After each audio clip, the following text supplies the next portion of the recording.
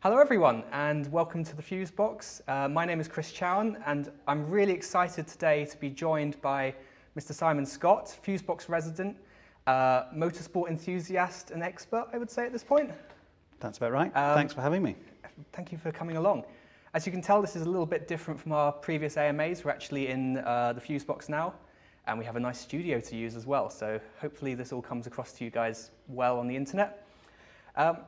I think it's best if we just sort of get started really and jump into it. Sure. The first thing I wanted to ask you about is your background, and so people here get a full understanding of who you are and what you do. Sure. Well, I come from a little bit of racing heritage. My father raced Formula 3, Formula 2, Formula 5000 in the 70s in the UK, so quite an iconic period and quite an iconic location.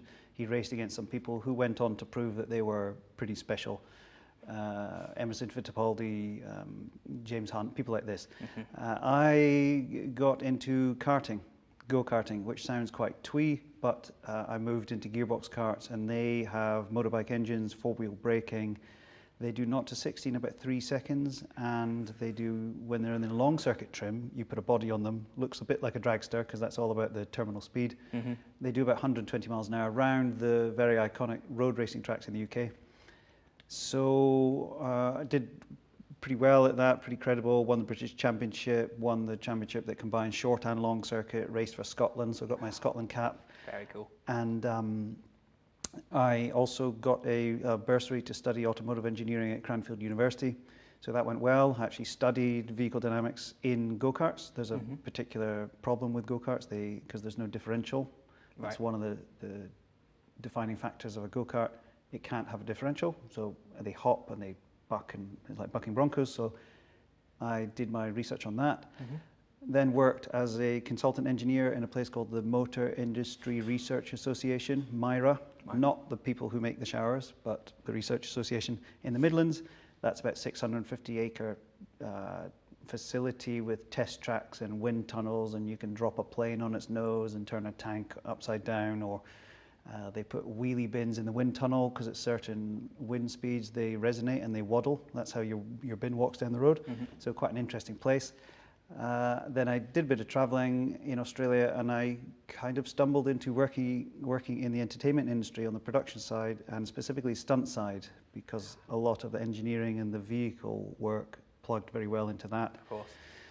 And after a few years, worked on some pretty interesting shows. I mean, Hollywood-funded shows with Oscar winners there, very, very interesting, and some very high visual effects loaded films, so very, very interesting. And came back to the UK, did a business degree in London, at London Business School and University of the Arts London, a joint degree, a bit like an MBA and an MA. Went very well, graduated top of the year, so very rewarding. And since then have been working in real estate mainly, but the last few years I have been pining for motor racing, missing the glory days a bit, and that's where the interest in awareness in the sim racing came about, because it's been bubbling away and the pandemic has basically kick-started it. Absolutely, and I think we're going to have a proper conversation about that in a minute. Yeah. The other part was, how did we end up meeting? So I think I met you when you first, I actually asked you into the space to come and be a sort of an expert on some motor racing related projects we were doing. Yeah, I think the very high caliber, high professional moment that connected us was Beat Saber. Yes. At a conference. So we both love Beat Saber, so we're having a go on that at this conference, and got chatting, and it was me mentioning my different domains of experience, which I realised on the one hand is quite a niche Venn diagram, but on the other hand you told me you were looking for that. It was incredibly convenient at that moment. We just happened to have, we recently had acquired a sim racing setup for the Fusebox with all the equipment, the sort of the pedals, the wheels and the chair and everything. And I really wanted to get someone who knew their stuff about motor racing to come in and test out our sim setup and tell us what the differences were from VR to a practical like screen setup, and then a difference between that and the real world. And it just happened on that day we met, playing Beat Saber. That was rather exciting. And it was perfect for me because my interest is a niche, and I was really looking for where I could become active in that. So that was a win-win. And so then shortly after that, you became a resident here. Yep. and now actually your rig is here. Unfortunately, your sim racing, your lovely sim racing rig, which we'll talk about specs and things in a bit, Yeah. but your lovely rig was unfortunately trapped in the fuse box for most of lockdown, which I'm certain hurt a little bit. Yeah, it hurt a lot. We kept saying, it'll be over soon, we'll get it back soon, it'll be fine, but it kept going on. So then, during the lockdown, I imagine you had, without the rig, you couldn't be doing that. So what's been keeping you busy during the sort of coronavirus lockdown? In terms of sim racing, I could indulge the curiosities for following it online. There was an amazing uplift in activity online. It went from some extremely niche YouTube characters and channels to, I mean, it wasn't just celebrities, it was literally the racers, the real world racers, who were also climbing the walls because they couldn't do real world racing. And it was a combination of factors, including their own series, said, right, well, if we're not racing, sponsors aren't getting money, and if sponsors aren't getting money, they'll stop giving us money. So by necessity, some of the real world races put on sim races. And so the drivers were rushed out, they rushed out and bought gear. So in terms of keeping myself entertained, I was watching quite a few very entertaining sim racing series. I still play myself at home. I've got Google Stadia and I play Grid, which is an interesting one because I feel a certain bit of lag because it's running on the server, which I struggle with. But apart from that, we've got I'm remotely managing 3 land development projects. So funnily enough, the pandemic did not change that really at all. It still can be run remotely with a team of about 20. So. Because a lot of that's back up in Scotland, isn't it? Exactly. So even when you're down here, you can still handle that. Yeah, other end of the country, and with email, phone, and just some considered approaches to communicating and running teams. It can still run extremely well. So now we're starting to, the lockdown is being eased a little bit, and the Fusebox is back open. We're back here. What are you excited to be getting on with now? Well, before lockdown, sim racing was very, very niche, and unless you were a bit of a racing geek, you often hadn't heard of it. But even if you had heard of it, there was also quite a lot of people looked down on sim racing as kids playing with toys. But now seeing, for example, Fernando Alonso buying a rig and doing virtual IndyCar and winning it, obviously he's not going to waste his time on something which isn't rewarding or worthwhile. And he beat all the other racing drivers who had been doing it for months. So it really showed that actually it's not some cute little game. The skills are transferable. The skills are transferable, and the ranking of competencies ports. Fernando Alonso is one of the absolute best ever on the road, and he is on the digital road as well. So what's really nice is to be coming back from lockdown, and it's the awareness of it, the attractiveness of it, the business viability of it, and also actually because of lockdown, it's even more attractive because as a business, it's even less viable to do real world racing right now. You've got eco pressures, you've got electric cars, you've got all of that, and actually lockdown has forced a big change. Lockdown is still, the legacy is still causing problems. It's not back to business as normal. So it's quite nice to come back, and the awareness and viability and the perception of sim racing has really jumped up a lot of notches. And there were a few of like the Formula One team. I mean, for me personally, I know Lando Norris, but I know there's others within motor racing across all the different areas, NASCAR, etc. That were already doing the sim racing side and had an online following. I think you were saying earlier that Lando makes a really good example in the Formula One scene where he's actually changed the way that a lot of people interact with their race drivers. I mean, I didn't even for a while realize he was a Formula One driver. When I was watching him play video games and thinking, oh, this is quite an entertaining guy. Yeah, he actually, maybe without realizing it, maybe consciously, I'm not sure, he has adopted the approach that a lot of the actors adopt in the entertainment industry, because obviously actors earn their jobs on merit, but also if they have 10 million people following them on social media, those are the people who buy the tickets. So when going for roles, it's not just does the person fit the role? Can they do it? There'll be multiple people who can do it, but there's also the bankability aspect, the financial, the hard numbers. And it does influence who gets what gig. And motorsport is a sport. It's essentially run on sponsorship. It's all through marketing. So if the sponsors are always working out what's their return on investment. And obviously if two drivers are similar speed on the road and they fall off as seldom or rarely as each other, and they're the good similar temperament in terms of working with the team, but one has 10 million people and one doesn't even have Instagram. From a hard business sense, they would lean towards the one with the audience. And Lando Norris, the motor racing industry, which is usually, even though it's high tech, in terms of business, it's usually quite traditional. The automotive industry, or motor racing industry, has acknowledged that Landon Norris has actually carved himself a niche of a new category of star, one that's got 1 foot in digital and real world. Absolutely. And some of the other drivers now are basically copying him because they realize it helps them do the business of racing. So, because you're the expert here, which is why I brought you along, but just from my side of experiences during the lockdown, I really felt like the lack of sporting entertainment being around.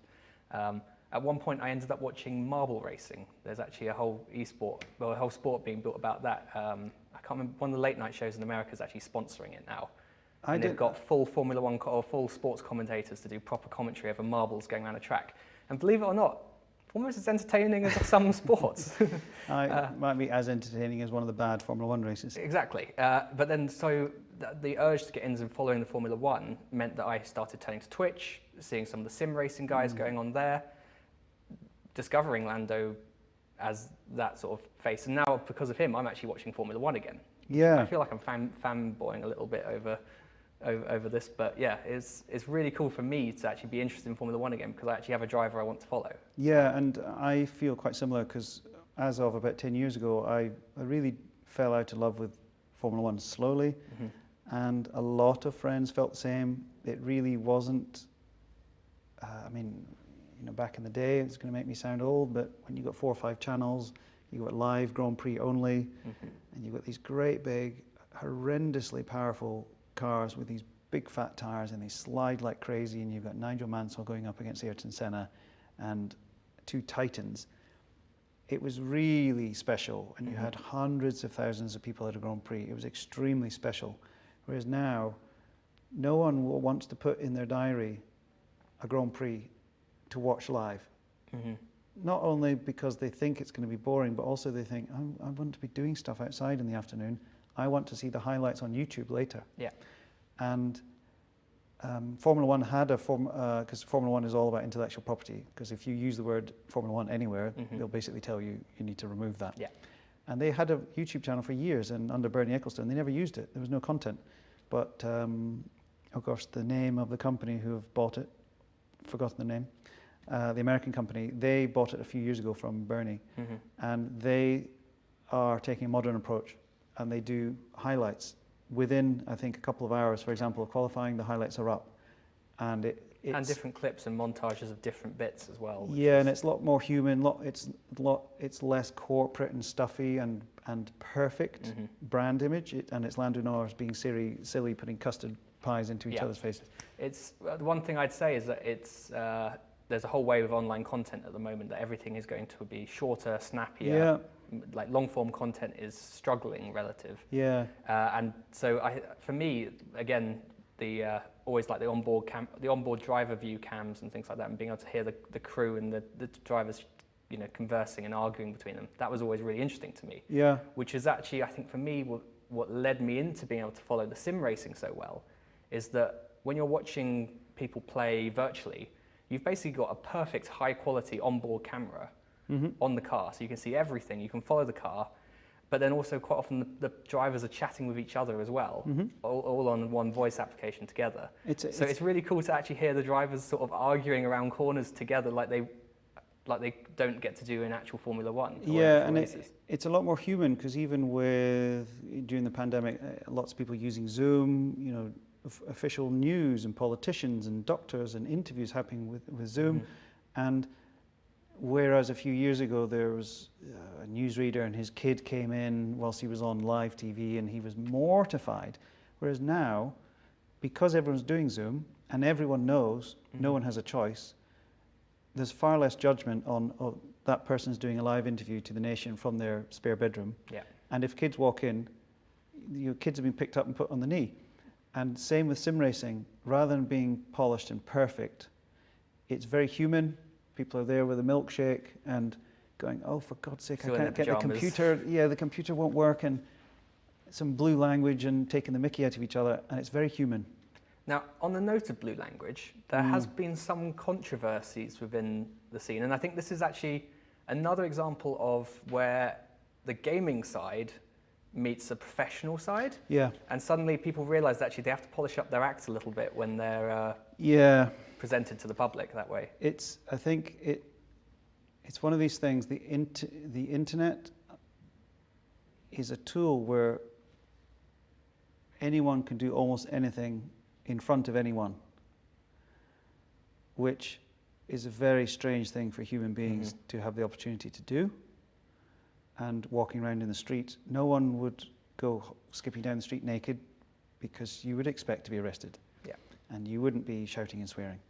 But in the excitement of some of the gaming in the sim racing, yeah, there's been, if this was a private game between friends and it's blue language, fine, that's human. But professional drivers with professional branded suits and their branded gear and sponsorship agreements racing in their actual official formal series. So it's not just a little side race, it's actually the race that was allocated for the TV schedule that day. Yeah. But they have frantically put a sim race together to give the terrestrial audience something to watch.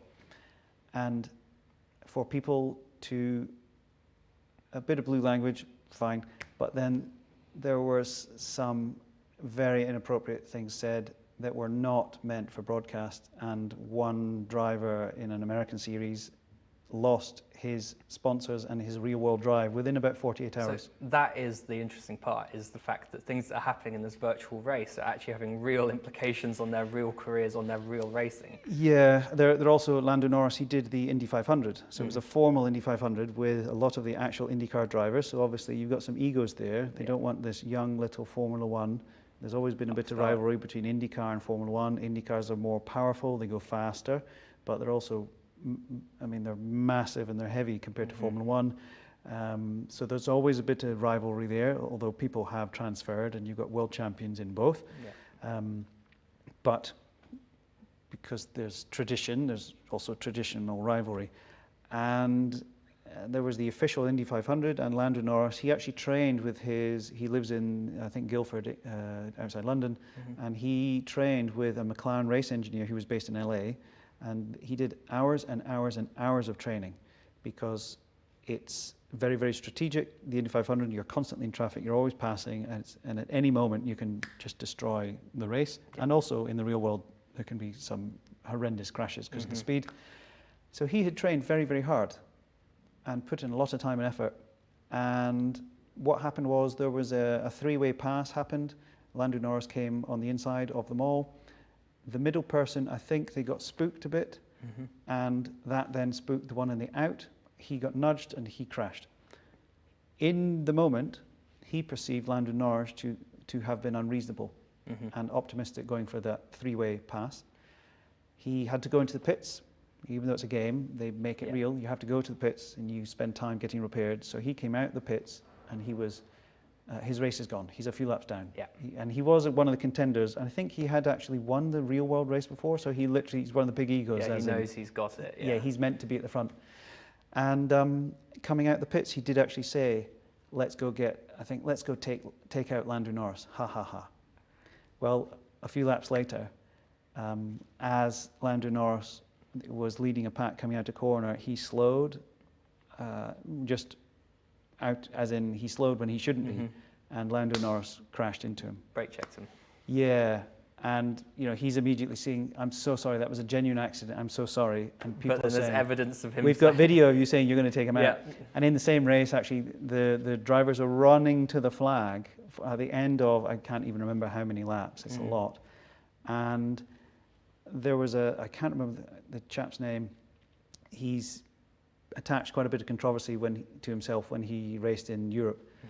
And he's quick. And this person is running to the flag, to the line. He's going to win the Indy 500, and he gets a run on him, but not to pass him, but just to get his front wheel alongside his left, and he did that. Just straight Took out. them both out, and they went up in the air, and the third person came through and won it. And this one who took them out, he found it hilarious. He thought it was the funniest thing ever. Within 5 minutes, he had people flaming him, and he realized that was a mistake. The audience had turned on him. And he started making excuses. It was it was just the wind. It was accidental. So there have been some quite serious controversies, and people have really divided audiences.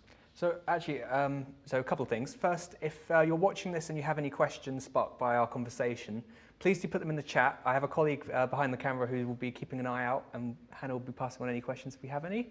But on that note, I think we're going to talk about what makes sim racing real and what you can do to add immersion to things. But just on that note, I think it's really interesting that one of the things that makes it most real is that everyone takes it seriously. Well, that was the bone of contention, because in that Indy 500 controversy, the chap who took him out in the 5 minutes before he realized how the sentiment was of the audience, he was saying, "Oh, it's only a game. Oh, chill out, man. It's only a game." But not when you've got one of the prime Formula One stars who's spent over a week training. Yeah. And also the other drivers as well.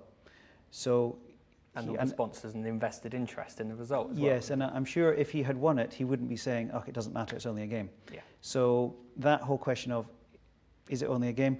Within the sim racing world, I mean, sim racing is the expression it's really given to games which are a bit more simulator-ish, which is very high precision, and they represent the cars handling in the real world. Not the cars with nitro, but on a certain button. Yeah, not Super Mario Kart. Yeah. And Super Mario Kart's at the other end. That's the arcadey. So it's an analog scale. You've got very arcadey, which is literally just kind of popcorn, sit down, pick up, play.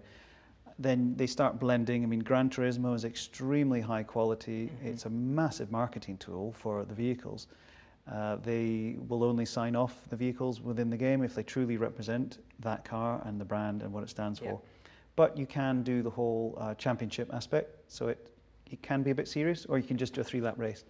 And then you go all the way up to something called iRacing, which is, the way to describe it is if you had iTunes, but for racetracks and cars. Right. And really high quality. And they actually go out and they do LiDAR scanning of tracks, so they've got the proprietary data.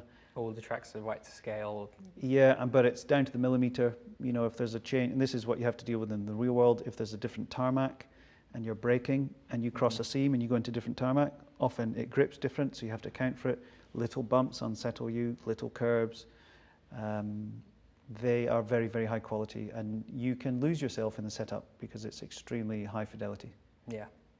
So, there was another thing is about how transferable are those skills that you have. So you said with real Formula One drivers coming to sim racing, they can still actually go ahead and win the race, which proves that there's a realistic sensation there. But the question is, going the other way, can a sim driver that could beat some of the Formula One drivers when it's on his home turf, could he step into a Formula One car and go around the track, or is it physically too demanding to do that? Yes, they're directly transferable, and what's great is the controls are truly representative with the pedals and the wheel and the handling. Yeah, and the handling and the vision. People use triple monitors because when you're turning right, you don't look there, on which you have to on a screen. You'll look where you're going, and then that's also where VR comes into it. So they are definitely transferable.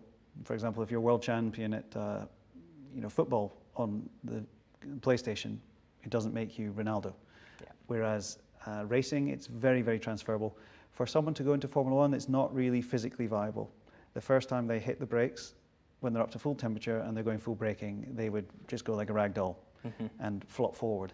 So, and then also you've got the kind of speeds they're doing, and then the kind of accuracy you need to be getting onto the brakes, and that just, it's just not going to happen. Yeah. Having said that, last weekend, someone who won an online series called the World's Fastest Gamer, a young British chap, won that, and he did a GT. He did his first ever car race last weekend in England, and he won it.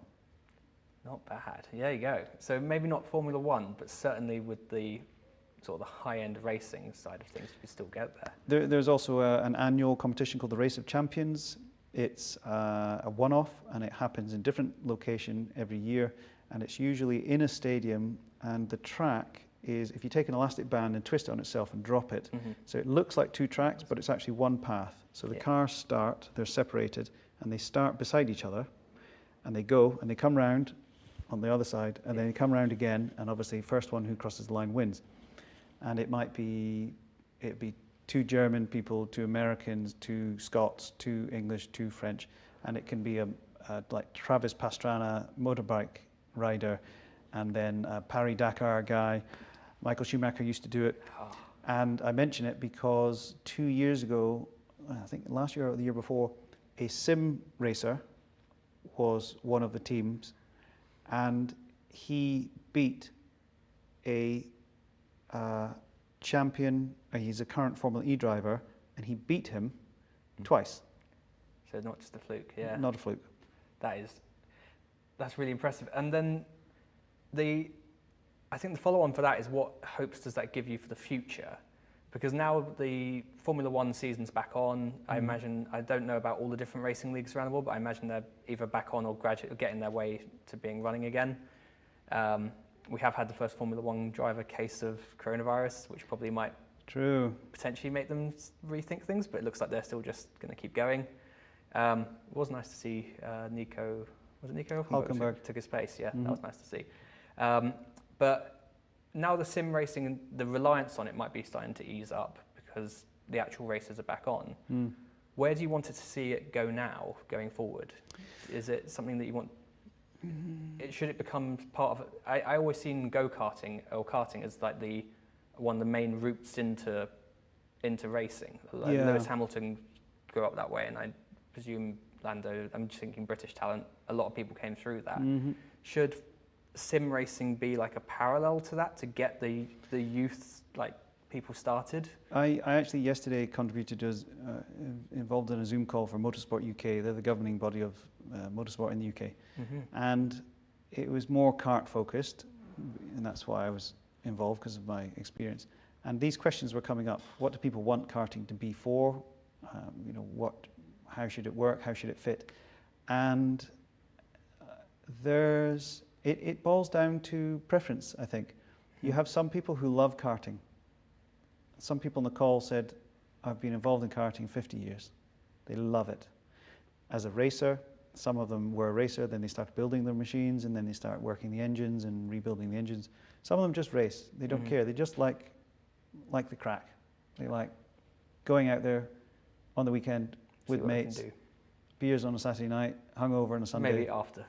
Yeah, like hungover, it's kind of like camping with motor racing. Whereas some see it as a feeder, and they just want to win. Yeah. And some want to win the British, then they want to do the European Championship, then they want to do the World Championship. And then start working their way through the Fs. Yeah. Senna did World Championship karting. He actually never won it. A chap called Terry Fullerton, who's still alive, beat him. And Terry... God, that must suck. Well, Terry Fullerton is renowned as being one of the people that, one of the few people Senna said he could never beat. And there's some interesting YouTube footage of him. Okay. Yeah. So it's, in terms of sim racing, I see it as a almost parallel question. What should or could sim racing be? It can be its own, it can be an arcade game that you just pick up and play every once in a while. It could be something you take extremely seriously, but you actually want to race that, and it's not a stepping stone, it is what you want to do. I know one chap who works, he's in the sim racing team for a Formula One team, and he used to race real world racing, typical struggles with budget, and also his frame is a bit too big. I mean, a lot of the Formula 1 drivers are like jockeys because you need to fit the car and it helps the engineering. But he confessed to me that he actually prefers sim racing to his real world racing. And he also told me he went to Vegas to do a race, and I think he came in the top 10, and he came back with $20,000. Not bad. By coming about 7th. And I think the top prize was something crazy like $250,000. And he just said, tell me where you can do a real world race where that happens, because it's the other way around. Mm-hmm. Often you need to spend $250,000 just to have the truck and the kart. Yeah. And at the end of the year, you don't even own it. You just have to spend it to use it and then get some results. And at the end of the year, you need to find money again. So it's an extremely different proposition. But yes, there'll be some people who treat sim racing as a stepping stone to some really serious racing. Yeah. Okay, changing the topic a little bit, we're going to talk about equipment and move into some of the immersive stuff as well, which is definitely my area of interest in sim racing. So, firstly, what equipment do you use? So you have your setup here, which was purchased about 2 weeks before lockdown. Perfect timing. At home, I use Google Stadia. So that's a Chromecast in the back of the TV, and then just the controller. Yeah. It's very clever, works very well. But as I mentioned, there's a bit of lag, which causes problems. But it's extremely convenient, and it's very impressive.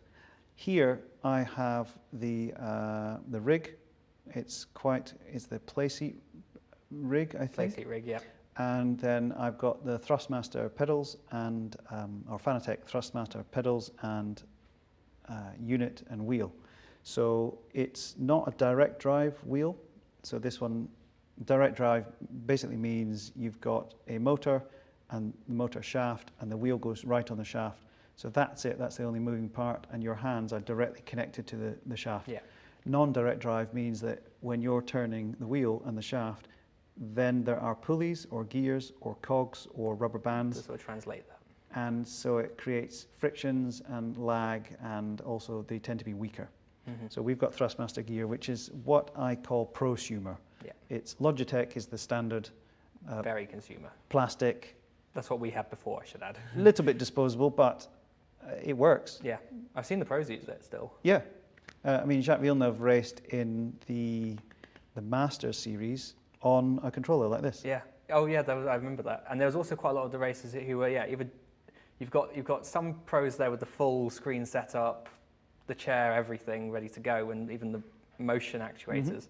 And on the other end, you've got some players who are there on a little screen or sat on a sofa. Jacques Villeneuve on controllers on a laptop. And somehow manages to hold up relatively well. And he was midfield, yeah. Yeah, because a lot of it is down to the strategy, the knowledge of the corners, the braking, and the sort of the awareness of what to do. The realism just helps people get there. Well, and also those vehicles, the Master Series that they had them racing, they were about the 1970s Formula 1 cars, and they had Emerson Fittipaldi racing, and he's about 73, and he raced in those actual cars. So 50 years later, he's racing cars. He did actually race, and they're extremely difficult to race. They're very, very, they're quite tall on the suspension. They're soft, so when you hit the brakes, they dive. When you turn, they lean, and they're extremely awkward. They move around a lot, and you saw extremely high-level racing drivers losing it and spinning, which they never normally do. And there's Jacques Villeneuve on controller, midfield, making it work. Yeah. Actually, when you were saying about the older drivers, that's something I'd love to see, would be bringing back some of like the old legends from Formula 1 who wouldn't be able to do the physicality of getting in the car again, but give them the chance to like bring like show matches back, bring back races of different generations and breeds of drivers, and just to see some of the greats race again. That would be amazing. Well, this is what they had, and obviously you've got someone 73. I mean, Emerson Fittipaldi, he is one of the icons. He has won championships at ages when people had long since stopped racing. But from a safety perspective, obviously a 73-year-old person having a crash is extremely bad news. So sim racing fits really nicely to that. You can, in safety, just go for it, and you haven't got that slightly scary thought, because Goodwood is we're sat right now about 40 minutes away from Goodwood, which is quite famous in the motor racing world. And I believe it's the only racetrack in the world which is raced today in its exact same configuration as it originally raced, as in it hasn't had massive gravel traps added to it. Yeah. And the relevance of that is that there's earth banking extremely near to the track. The track's actually quite awkward. There's lots of crests, there's lots of double apex corners. If you lose it, you can go into this earth bank, and they race a lot of historic cars. So the historic cars, as Mark Webber says, historic cars have historic accidents. It's a bit dodgy. So whereas sim racing, obviously there's zero consequences safe. As long as you take your hands off the wheel when you crash, because if it snaps and it's direct drive, you can lose fingers. Yeah, it can mangle thumbs. Yeah. Actually, even your Fantech one, which isn't, I mean, I remember seeing you driving it and just seeing like the arms bulging, fighting the corners still. There's still quite a lot of force required for it. I find it so satisfying when it's cranked up. There's a YouTuber called Jimmy Broadbent who actually lives on the south coast of England, and he's been sim racing, he's been sim racing way before sim racing was cool. And during lockdown, he's now been, I mean, he's done gigs where he's racing with major drivers. So he's a bit of a sim racing celebrity. Yeah. There's a video of him cranking up his very, very heavy duty direct drive wheel to full power and trying to do one lap. And he can barely go around the corner. I think he's in one of the Le Mans cars, which is extremely fat tires, extremely heavy on the ground. He's very powerful, and he can barely do one lap. Yeah. It's really cool to see the different race styles as well. So, I mean, I don't know how something like Le Mans would tie in if people have tried really long endurance races like that as well. Jimmy Broadbent did a 24-hour of Le Mans. Oh, he did? 24 hours with teammates, other drivers, other people, all remote. Oh, God. And he won it. That's... And he cried when he'd had...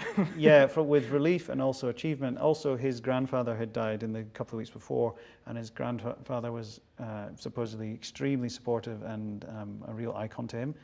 But the effort for 24 hours was such that he cried like a baby. He was so happy. And what was amazing is he has such a nice following on online, and people were supporting him. You know, the internet didn't turn against him. They were super supportive. The sim racing world tends to be extremely supportive of anyone who wants to come in. Yeah. There's a bit of niggling about, that's not a sim race, that's an arcade, but fine, that's human beings. But the thing is sometimes the less realistic games can be they're more fun to play in some cases, and sometimes more fun to watch. And maybe there's a balancing point to be made where why can't we do things in sim racing that you wouldn't be able to do in the real world?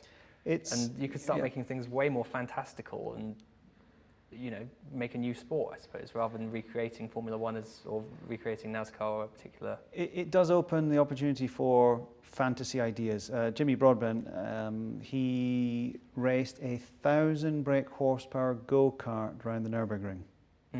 So it's basically a rocket with wheels. He's also raced a Robin Reliant, and anything you can think of, then you can try it. Yeah.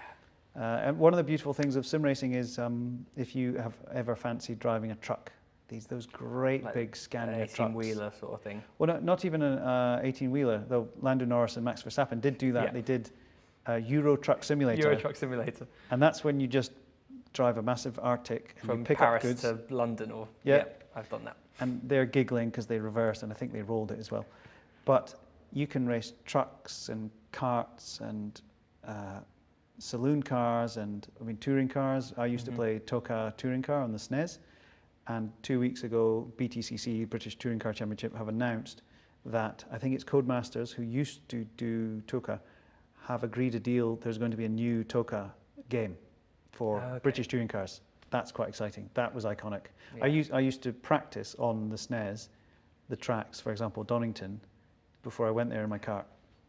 And so this is where we're going to start tying into the realism and making things immersive. So we did, we've done some tests before, and actually there's a blog post on the Fusebox website, just to put that out there, where we tested driving in VR versus driving on screen.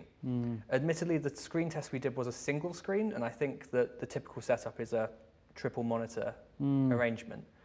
But then, and I saw that with so many pros that I assumed that VR wasn't being used. But then I looked at some of the other people in the races, and there were people there using VR headsets as well. So it seems to be that there's a divide of people who either like it or don't. Yeah. What do you think VR adds to sim racing, and what sort of problems do you think it creates as well? I think VR adds naturalism. So for advanced racers, they do something that a lot of people don't do, or a lot of people don't realize they do, which is when they're coming up to a corner, say you're braking and you're going to turn right, a racer is always trying to look as far ahead as possible on the track, because they're looking at the braking and their braking point, they start braking and they are looking through the corner. And that usually lends itself to your eyes literally are looking here, even though you're still braking the car down in that straight line, because you're always trying to look where you're going. If you've got a screen like this only in front of you, you can't do that because you're looking off the screen. Yeah. That's why some people use the ultra-wides, because that gives them curved ultra-wide monitors. Yeah, just enough, just one ultra-wide. It gives them enough to look. And some people go full immersion and they have screens down the side. So, I mean, like NASCAR, you can be racing like this, and if you look, you can see the guy beside you, which is important because there's so much traffic. VR takes that to another level. Obviously, it will let you see wherever you want to see. So VR can add naturalism. So if you want to look like that, but it's still quite a heavy unit on your head. And you're not going to be doing a 24-hour race like that. No, pretty hot and sweaty. Yeah. It does give people headaches. Some people, just like travel sickness, some people are sensitive, some people are not. I find particularly when you crash, I think it's the sudden change of inertia is what really sets you off. Yeah. I've had fairly good luck when I've been playing safe and careful with your tuition, going around the track nice and carefully. But as soon as you hit that wall, your body's expecting you to basically go through the windscreen. Yeah. And when you don't do that, that is very disconcerting for you. Yeah, if what you experience isn't in a tune, or isn't attuned with your senses, so if the sound is a little bit off or delayed, or the vision or the movement, or for example, liquid in your inner ear as well. Well, it's all feeding, and as long as what you're experiencing matches what your senses are sensing, it's okay. But you know, for example, if the gear stick on the game is on the right, here, but your one is here, yeah, it's just amazingly uncomfortable. And having to always, all the games seem to be designed around American driving sides as well. True, but we've also got the paddles now. Yeah. But I know in computer game design, they were so hell-bent on realism, you know, trying to get the characters to be real. Yeah. But they eventually discovered when they get really close to that, they achieve the uncanny valley. And when it gets too close, it's just uncomfortable. It's just a bit creepy and weird, I think, because the brain is slightly alert, going, looks real, sounds real, everything's telling me real, I know it's not real, and it's just weirding me out a bit. Yeah. And I think there's a bit of that in racing, because you can make it as pretty as you want. You can make the rain droplets roll up the windscreen, which is pretty cool. You can get them rolling across the visor, that's pretty cool. Yeah. But actually, if the dynamics are a bit out of tune, if you don't feel it as well, it's just very superficial. Before we go to a question that we have from the chat, one of the things is about the actual motion of the rig. So some of the really high-end, I'm talking £50,000 like plus rigs, which I presume some of the Formula One drivers equip themselves with, probably by the teams. In Formula One terms, that's not a lot of money, really, is it? No. But they have like motion control platforms, so you actually feel some forces as you accelerate. It tilts you up a bit, so you feel being pushed back in your chair and things. But that's never going to recreate the full force of a Formula One car. It'd be quite dangerous, frankly, to move someone about that much. Yeah. How much does things like the force reactive and the wheel, like having a direct drive, how much does that help feed that? This is real. This is real. This is real. This is for me where it starts getting into the realms of my different areas of experience, because stunt work is about selling an illusion. And in a movie, if you can sell the illusion that there was high stakes, high danger, then you get people. But when it just doesn't land, when it doesn't work, people are completely ambivalent. And it's quite similar to this. If things are attuned, you get people nervous about if the handling is going to go and step out. And it's funny, you know it's not real, but you think there's stakes and risk, and it's... The self-preservation kicks in. Yeah, and then you've also got the achievement of controlling that, and that's a big part of racing. You think, oh, crikey, that's kind of on the edge there. This is what I was saying about people messing up in races, or intentionally messing up in races, is that's where the immersion breaks, is that even if every other driver there is fully set in and they're like, I am racing, this is happening, and I'm in this car, this is actually it. As soon as someone goes and does something stupid, it shatters the illusion. It shatters it for everyone. Yeah, so in terms of I'm really, really interested in this, in terms of what factors contribute to the driving experience. And when I mean driving experience, I mean the perception of danger, risk, everything. So the wheel the touch points are absolutely critical. So it's hands, feet, and bum. Niki Lauda, who passed away last year, did say one of his best assets was he had a very sensitive bum, in terms of he could feel really well what the car was doing. He said he was very good at that. And that's missing from sim racing. So people like Jensen Button have said it's a bit tricky because you're not feeling it in your bum. You're not feeling the seat move. Yeah. So it's only hands and feet now, and vision. But also you've got audio, because you've got the audio cues on if you're locking a brake and things like that. So the wheel's extremely important, and the fidelity of input that your hands get from these direct drive wheels is exceptional. You can go over the seams in the road, just a little tickle of a bump or a curb, and you feel it. And it's the same in the real world. When you're coming up to a right-hander and you want to be hard left, if you put the wheel on the white line, you feel it would be about 3-4 mil. You feel yourself climb the white line. You're hypersensitive. The pedals as well. The brake is a really big one. You get spring-loaded pedals, which are just a potentiometer, so it's just a spring and it's a position, but then you get load cells, which is a force cell, so the harder you push, the stiffer it gets, and that's a bit more representative, but you do actually get hydraulic pedals, and what's quite amazing is real motorsport manufacturers of pedal boxes now, they sell their same pedal boxes for sim racing, and all they do is, instead of the hydraulics going off to the caliper, they stop and they push on a load cell. So you're pushing against a brake pedal which is rock solid, that needs about 60-80 kilos of pressure. And so it feels extremely relevant to what you're used to. And sound is a really big one for input. I know from working in the stunt industry, for example, you can shoot a footage of someone on top of a car as it's driving along a dirt road, so it's a bit bumpy.